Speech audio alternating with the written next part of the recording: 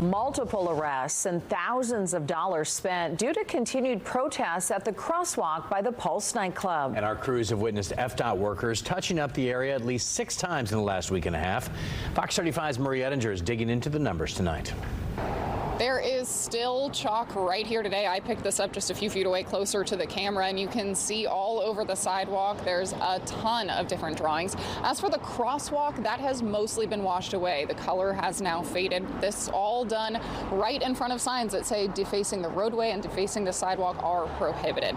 On scene today, we've seen several FHP troopers looking on, watching to make sure no one does anything that could get them arrested. This all comes after 4 people were arrested over the course of just 3 days for drawing on the sidewalk and crosswalk. This should upset everybody.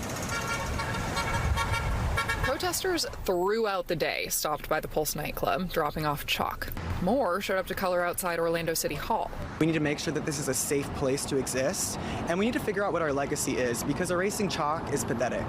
They were still out there, chalk in hand, even after State Highway Patrol troopers arrested 4 people for drawing with chalk in the crosswalk by the Pulse Memorial.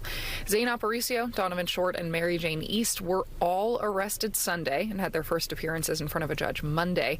They're facing accusations of defacing a traffic control device, a 3rd-degree felony. The FDOT says each of them did $1,562 worth of damage. That's the cost to clean the crosswalk and return it to its original state. FDOT told us in a statement, vandalizing state property and or disrupting traffic in any way is unsafe and illegal. These illegal actions will not be tolerated and will be fully enforced by law enforcement.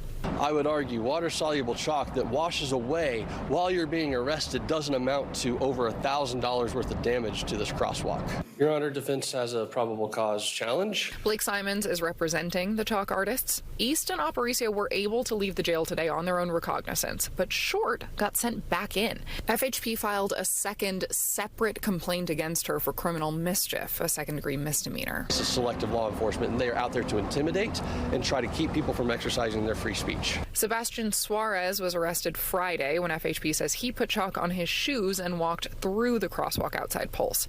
At his first appearance, the judge said authorities did not have probable cause for his arrest, so that case was dropped. This will all go to the state attorney's office next. They'll decide whether to continue forward with those charges. In Orlando, Marie Ettinger, Fox 35 News.